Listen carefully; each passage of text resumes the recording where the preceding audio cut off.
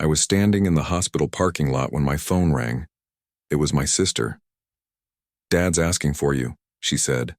Her voice was quiet, controlled, the kind of voice you use when you're trying not to fall apart.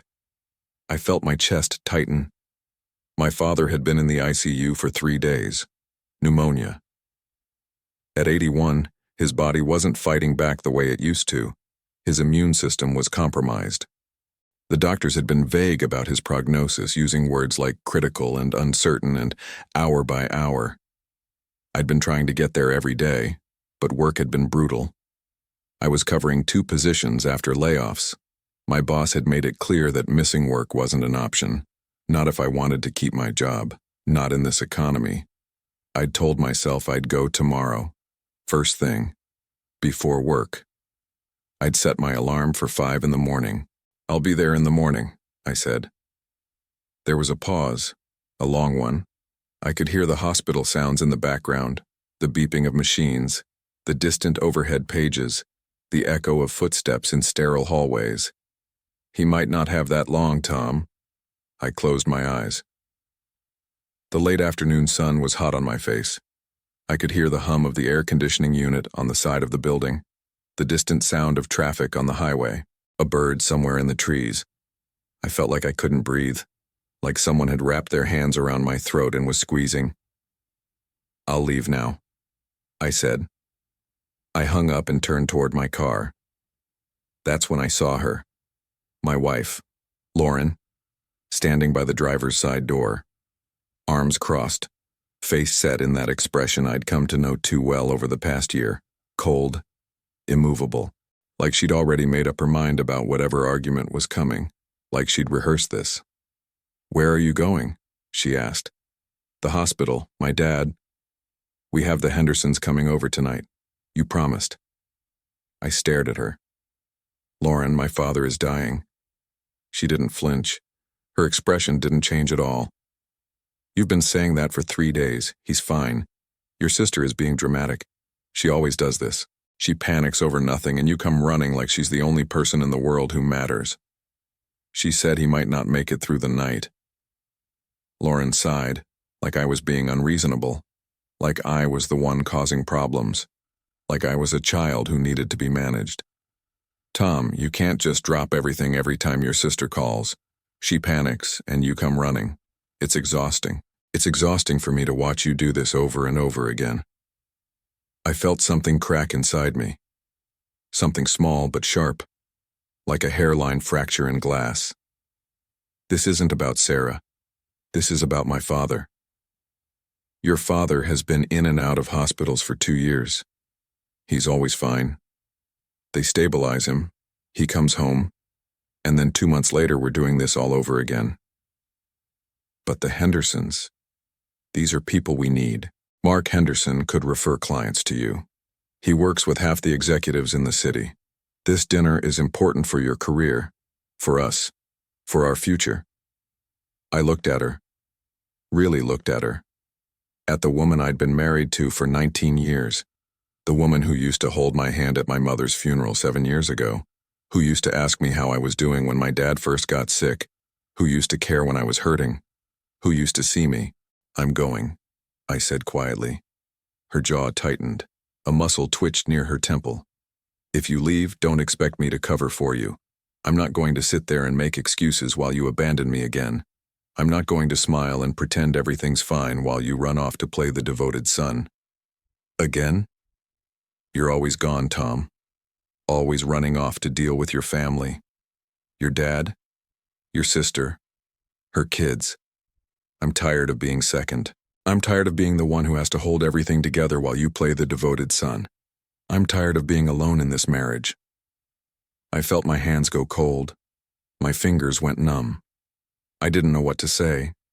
I didn't know how to explain that watching your father die wasn't a choice, that love wasn't something you turned off because it was inconvenient, that sometimes, most times, life didn't care about your dinner plans. So I just walked past her, got in my car and drove. She didn't try to stop me, she just stood there watching me leave, her arms still crossed. I let out a breath I didn't know I'd been holding. "Can I see him?" She nodded. "They're only letting one person in at a time." I've been in there all day. Go. He'll want to see you. I walked into the room. My father was asleep, the ventilator hissing softly beside him. His chest rose and fell mechanically. His face looked sunken, gray. The skin hung loose on his bones. He'd lost so much weight over the past year. I pulled a chair up beside the bed and sat down. I took his hand. It felt thin, papery, fragile, like it might crumble if I held it too tight. "I'm here, Dad," I whispered.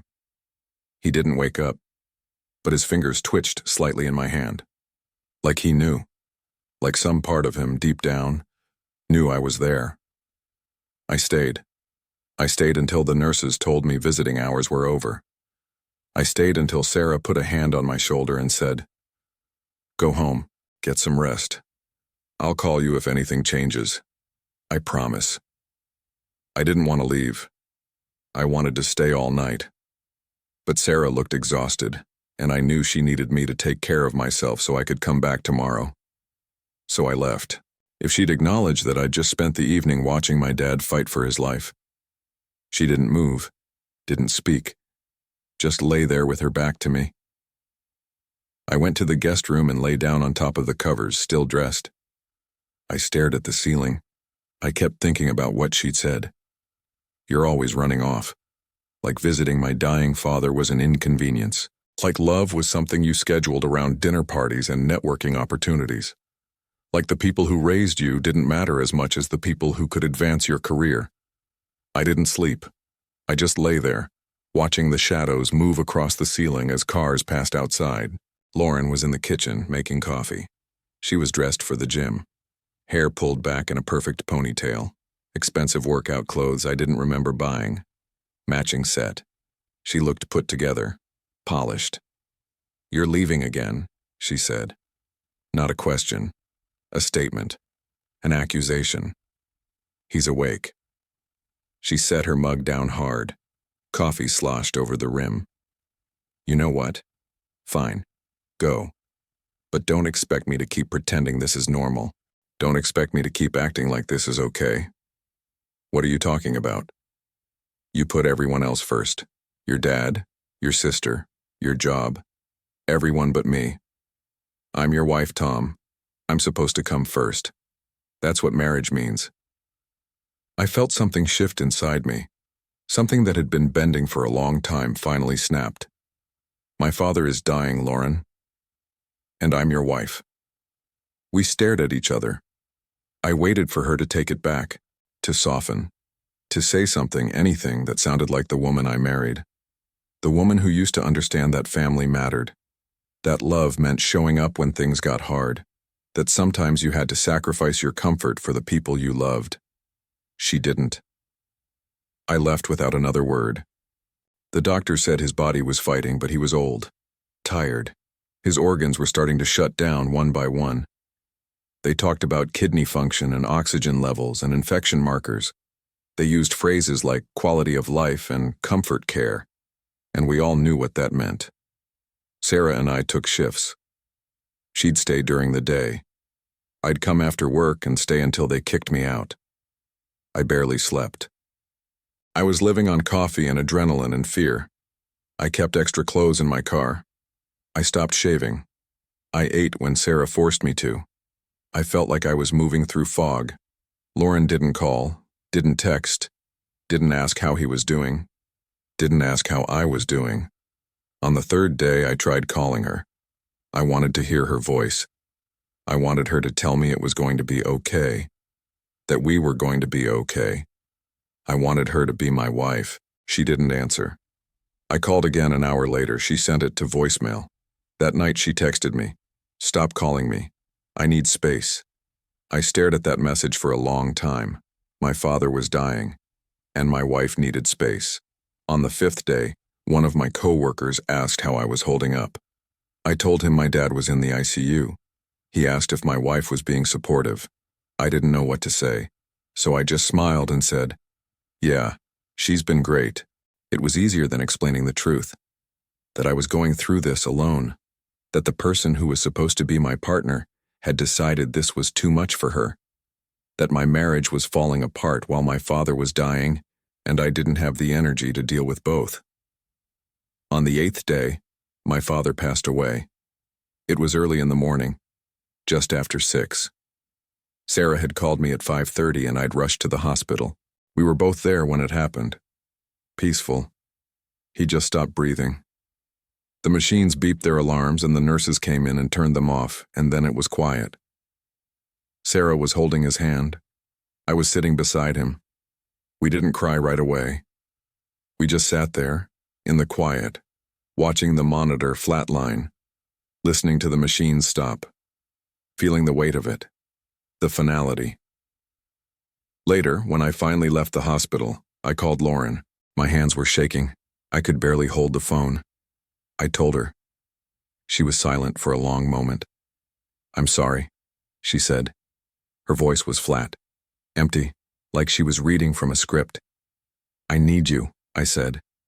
My voice cracked. I was so tired, so empty. I felt like I was falling apart. "I need you to be here when I get home." "I will," she said. But when I got home, she wasn't there. There was a note on the counter, "Staying at my sister's for a few days. Need space to process everything." I stood there holding the note and I felt nothing. Not anger, not sadness, just nothing, just empty. My father's old business partner, who was 90 and could barely walk. A handful of people from his church. Lauren didn't show up until the very end. She stood at the back, wearing sunglasses, arms crossed. She didn't come over, didn't hug me, didn't offer condolences to Sarah. Just stood there, distant, like she was at a stranger's funeral. After the service, she walked up to me. People were leaving. Sarah was talking to the funeral director. I was standing alone by the casket. "I'm sorry I'm late," she said. "Traffic was terrible." I just looked at her. She was wearing a black dress I'd never seen before. Expensive, designer. Her hair was perfect. Her makeup was perfect. She looked like she was going to a cocktail party. "Are you coming home?" I asked. "I don't know, Tom. I don't know if I can do this anymore." "Do what?" "Be married to someone who doesn't see me." I felt something cold settle in my chest, like ice water in my veins. "I see you, Lauren. I've always seen you." She shook her head. "No, you don't. You see your dad, your sister, your job, your responsibilities. Everyone but me." She turned and walked away. I didn't follow her. I just stood there next to my father's casket and watched her leave. Sarah came over and put her hand on my arm. "Are you okay?" she asked. "I don't know," I said. "That was 3 months ago. In the weeks after the funeral, I tried, I really did. I called her every day, I texted her, I asked her to come home. I asked if we could talk. I asked what I could do to fix this. She said she needed time. She said she needed to figure out what she wanted. She said she needed space to heal. She said I'd hurt her. She said I'd made her feel invisible. I gave her time. I gave her space. I stopped calling every day. I waited for her to reach out, to tell me she was ready to talk, to come home. But then I started noticing things. Lauren had always handled our finances. She was good with money, better than me, more organized, more detail-oriented. She paid the bills, managed the accounts, handled the taxes. I trusted her completely. I never questioned it. She'd taken over after my mother died and I was too overwhelmed to deal with paperwork. It had just become her thing, her domain. But one afternoon I was going through some paperwork for the estate. My father's will, his accounts, documents the lawyer needed for probate, and I found a letter from our bank. It was addressed to me, but it had been opened. The envelope was torn carelessly, like someone had ripped it open without thinking. It was dated 2 weeks before my father died. It was a notice. Our joint savings account had been closed. I stared at it. Closed? I didn't close it. We'd had that account for 15 years. It was where we kept our emergency fund, our safety net, the money we were saving for retirement. I called the bank. "Yes, Mr. Brennan," the woman on the phone said. Her voice was professional, efficient. The account was closed on August 3rd. The funds were transferred to an individual account under your wife's name. How much? I asked. $47,000. I felt my stomach drop. The room tilted. I sat down. And I wasn't notified? You were sent a letter, sir, to your home address. That's our standard procedure. The letter I was holding, the one that had been opened and stuffed in a drawer under a stack of junk mail and old magazines. I sat there for a long time, staring at that letter. $47,000, money we'd saved together over 15 years, money from bonuses at work, tax returns, my mother's life insurance payout after she died, birthday checks from relatives, money we'd scraped together, month by month, year by year, money I thought was ours, money I thought was our future. She'd moved it, without telling me, while my father was dying. I needed to understand what was happening. I needed to see the full picture before I did anything. Because if this was what I thought it was, if this was her preparing to leave, then I needed to know everything. I started going through our financial records more carefully. Bank statements, credit card bills, investment accounts. I'd never done this before. I'd always trusted her. She'd told me she had it under control, that I didn't need to worry, that she was handling everything, that I should focus on work and she'd take care of the rest. What I found made me sick. Over the past 2 years, Lauren had opened 3 credit cards in my name. All of them were maxed out. The total debt was over $60,000. I didn't know they existed. I'd never seen a statement. I'd never seen a bill. She must have intercepted the mail, changed the address, had them sent to a P.O. box or something. She'd also taken out a home equity line of credit, $35,000. I'd signed the paperwork, I remembered that now, but she'd told me it was a refinancing thing, something to lower our monthly payments. She'd said it was routine, standard, nothing to worry about. I'd trusted her. I'd signed where she told me to sign. The money was gone. All of it. I couldn't figure out where. There were cash withdrawals, hundreds of them, small amounts. 200 here, 300 there. Transfers to accounts I didn't recognize. Payments to stores and services I'd never heard of. Venmo transactions. PayPal transactions. Zelle. Thousands of dollars going out, and I had no idea where it was going. I felt like the floor had disappeared beneath me, like I was falling and there was nothing to grab onto. She let it ring through to voicemail every time. Finally, after the 5th call, she texted me. What? We need to talk. About the accounts. I'm not doing this over text. Then come home. No response. I waited 2 days. She didn't come home. She didn't call. She didn't explain. She just disappeared. So I drove to her sister's house. Monica lived in a nice suburb 20 minutes away. Big house. Perfect lawn. Her husband was a dentist. I knocked on the door. Monica answered. She looked uncomfortable the moment she saw me. Like she'd been expecting this. Like Lauren had warned her. She doesn't want to see you, Monica said. I need to talk to her. It's important. She said you're harassing her. Harassing her? I'm her husband. Monica gave me a look that told me Lauren had been talking, painting me as the villain, telling her side of the story, making me out to be controlling, obsessive, cruel, probably dangerous. I could see it in her eyes. She'd already decided I was the bad guy. She needs space, Tom. She took all our money, Monica. Monica blinked. Her expression shifted, just slightly. What? She closed our savings account, $47,000, opened credit cards in my name, took out a home equity loan, racked up almost $100,000 in debt. I didn't know about any of it. Monica's face went pale. Her hand tightened on the doorframe. I don't know anything about that, she said, but her voice was uncertain now. Let me talk to her. She's not here. I knew she was lying. I could see it. But I also knew I wasn't going to get past her. So I nodded and walked back to my car. As I was pulling away, I saw a curtain move in an upstairs window. Lauren, watching me leave. That night I got a text from Lauren. Stop showing up at my sister's house. You're scaring her. I need to understand what happened to our money. It's my money, too. I had every right to move it. Without telling me? You were never around. I had to take care of myself.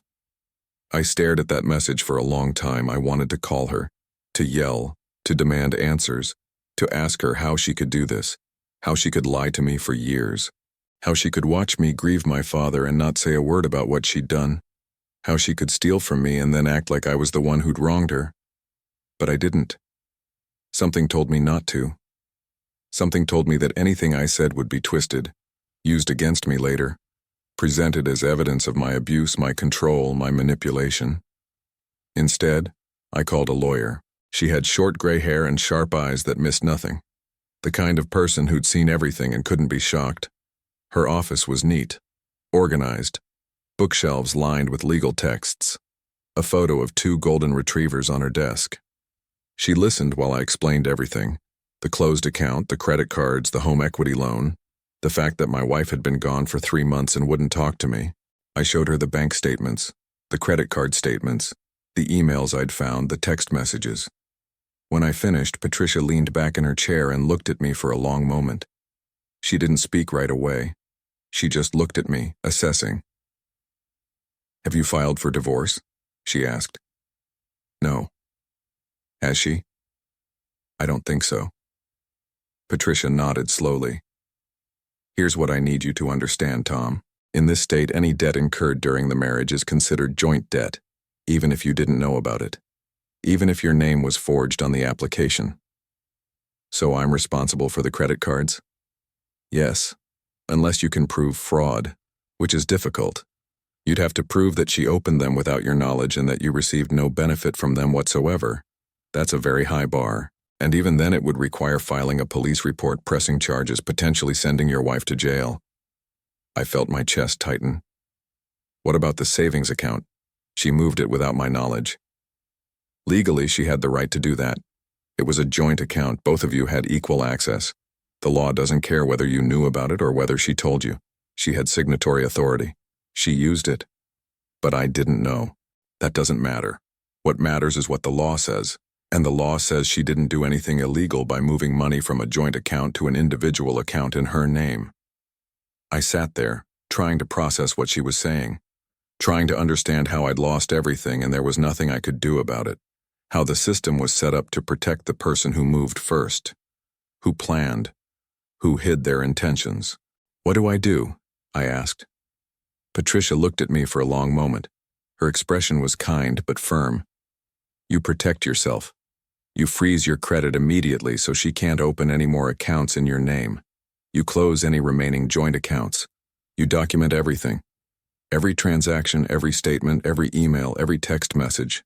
Screenshot everything before she can delete it. And you file for divorce before she does. Because in family court, whoever files first controls the narrative. They present their version of events first. They set the tone. And judges are human. They're influenced by first impressions. Some reason that would make this all make sense. That the woman I'd loved for 19 years was still in there somewhere. But Patricia was right. I needed to protect myself. I needed to act before she did. I froze my credit that afternoon. All 3 bureaus. I set up alerts. I contacted the credit card companies and disputed the charges. Most of them said there was nothing they could do.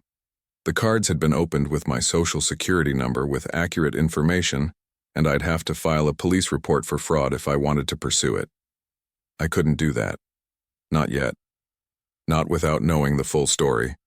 Not without understanding what had happened to the money. I closed our remaining joint accounts. A checking account with $800. Another small savings account with $1,200. I transferred the money to a new account in only my name. I changed the locks on the house. Patricia said I could do that since it was marital property and Lauren had voluntarily abandoned it. I also started gathering documents, bank statements going back 5 years, emails, text messages, phone records, anything that showed what she'd done, anything that would prove I wasn't crazy, that I wasn't making this up.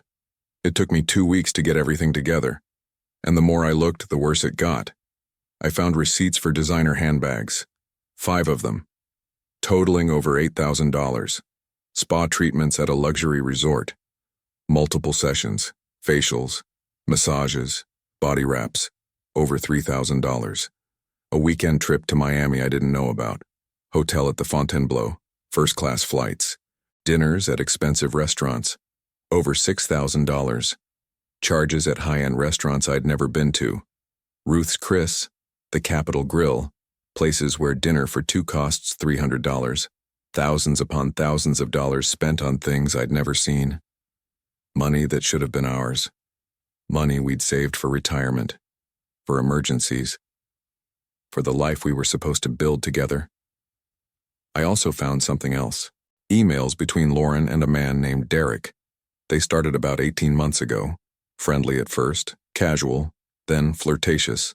Comments about how handsome he was, how funny, how attentive, then explicit. Descriptions of what they wanted to do to each other, plans to meet, hotel rooms, afternoon encounters while I was at work. I sat there reading them, and I felt nothing. I thought I'd be angry, hurt, devastated. But I wasn't. I was numb, because somewhere along the way the woman I'd married had become a stranger, and I'd been too blind or too trusting to see it happening.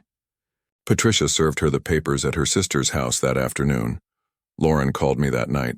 She was furious, screaming. I could barely understand her. "How could you do this?" she screamed. "How could you give up on us like this?" "I'm not the one who gave up," I said quietly. I was standing in the kitchen.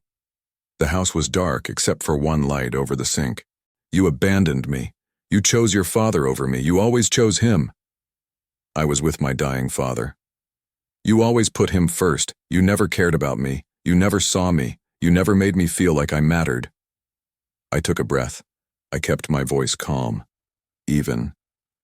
"Lauren, you took all our money. You opened credit cards in my name without telling me. You racked up $100,000 in debt. You left me while I was grieving. You've been gone for 3 months. You won't talk to me. You won't come home. What did you think was going to happen?" "I didn't take anything. That money was mine. I earned it. I worked for it. It was ours. You don't get to control me anymore. You don't get to tell me what to do." I almost laughed. Control her? I'd never controlled her. I'd trusted her. Completely. Blindly. Stupidly. And she'd used that trust to destroy me. "I'm done, Lauren," I said. "I'm done trying to understand. I'm done trying to fix this. I'm done apologizing for loving my father. I'm done." She was silent for a moment. Then she said, her voice low and venomous, "You're going to regret this. I'm going to make you regret this." She hung up. She claimed I'd been financially abusive, that I'd controlled all the money and kept her in the dark, that I'd isolated her from her friends and family, that I'd made her feel worthless, that I'd neglected her, that I'd prioritized my father over her for years, that she'd suffered, that she deserved compensation. It was absurd, but her lawyer was good. A shark in a suit.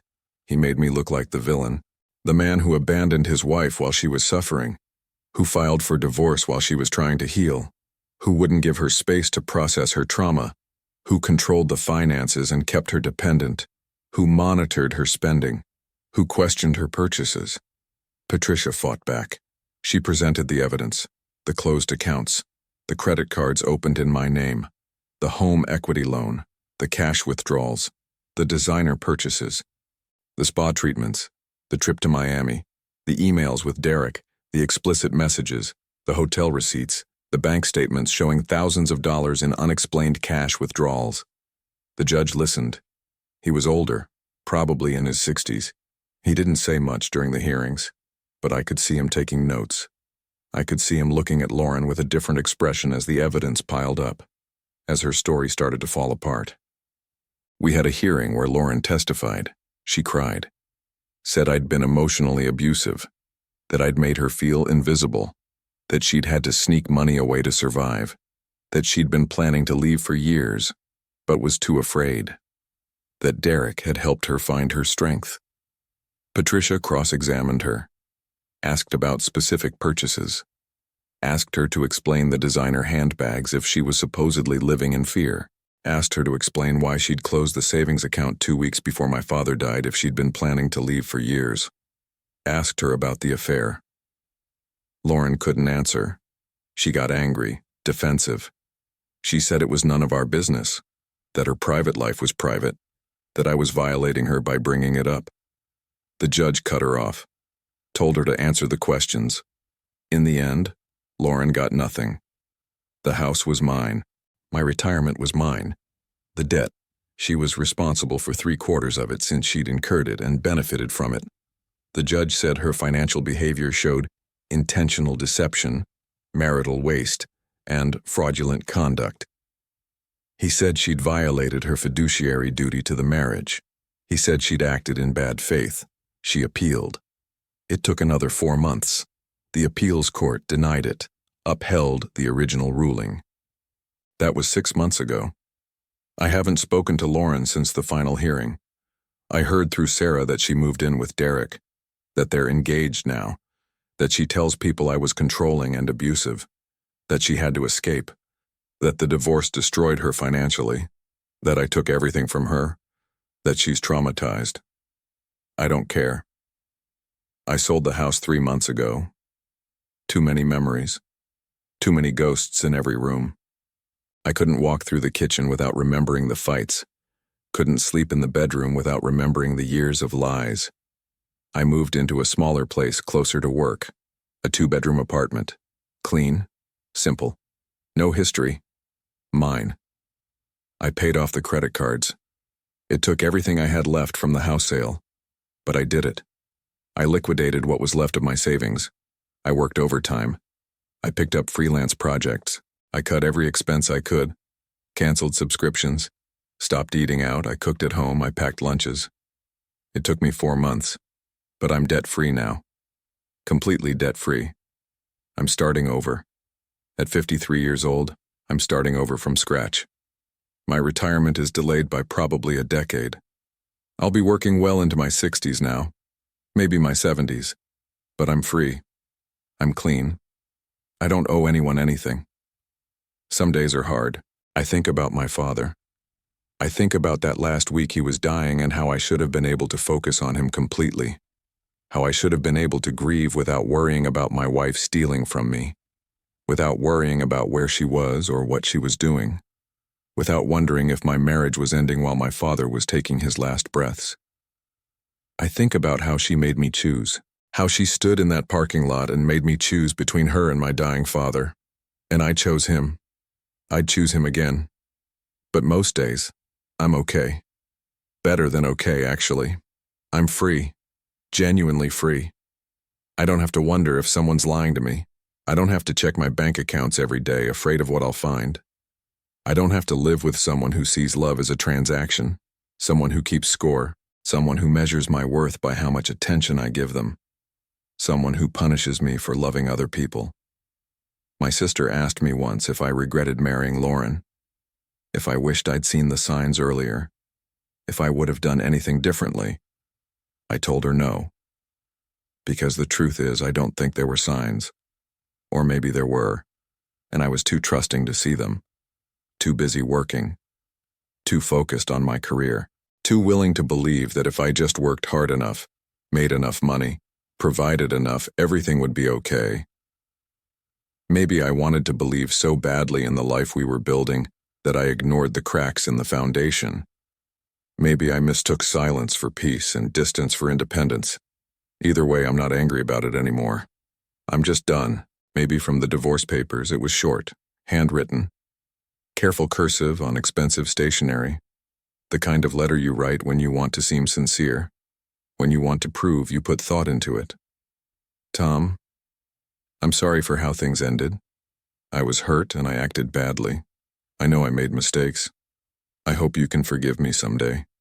I hope you're doing okay. I think about you sometimes. L. I read it twice. Then I put it in the shredder. Watched the strips of paper fall into the bin. I don't need her apology. I don't need closure. I don't need her to acknowledge what she did. I don't need her to validate my pain. I don't need anything from her. What I needed, I found on my own. Peace. dignity, the knowledge that I did the right thing, that I stood by my father when it mattered, that I didn't let her guilt me into abandoning him, that I protected myself when I had to, that I didn't let her destroy me completely. That's enough. Like he knew I'd been there the whole time. Like he was proud of me. Like he knew I'd chosen him. Like that was enough. I'm glad I was there. I'm glad I didn't let her stop me. I'm glad I ignored her guilt trips and her manipulation and her demands. Because in the end, that's what mattered. Not the money, not the house, not the marriage, not the career opportunities, not the dinner parties, not the networking, not any of it. Being there for the people who loved me, who saw me, who never made me feel like I had to choose, who never punished me for having a heart. My father never asked me to choose. He never made me feel guilty for loving someone else. He never made me feel like my love had to be rationed. He just loved me, completely, unconditionally, the way a parent is supposed to love their child, the way people are supposed to love each other.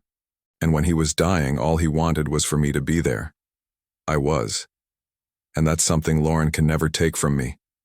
No matter how much money she stole, no matter how many lies she told, no matter what story she tells people now, I was there.